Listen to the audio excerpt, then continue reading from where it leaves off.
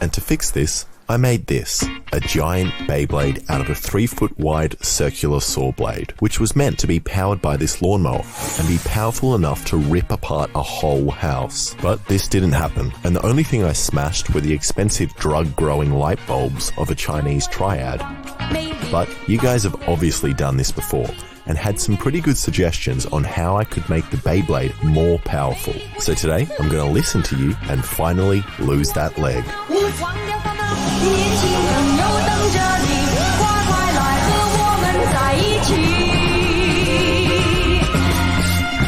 Alright, the first thing I need to do is clean the Beyblade, as who would have known that if you leave your giant Beyblade outside in the rain, that it gets rusty? Not me.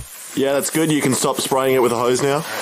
Cool. And I'm very tempted to leave it rusty and just paint over it, but I need to remove at least some of the rust in order to weld. So I just used a grinder and my shirt and rubbed it a bunch of times until a decent amount of rust came off.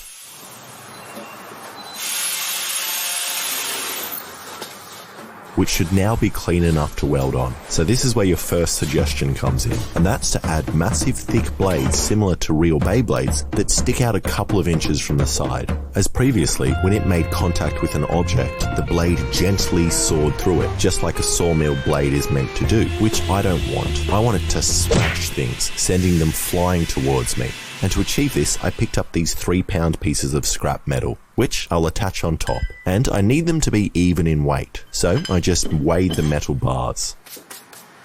And this one is 1 gram more. So when I cut them, I just need to remember to cut slightly more off this one. I mean this one.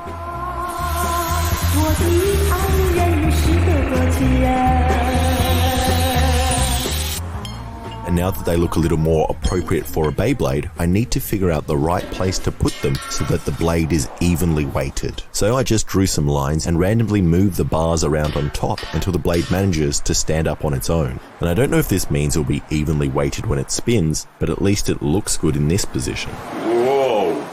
Then I just whipped out the welder and put down some tacks, then welded the bars lightly in place. Now they should be stuck on enough to not fly off.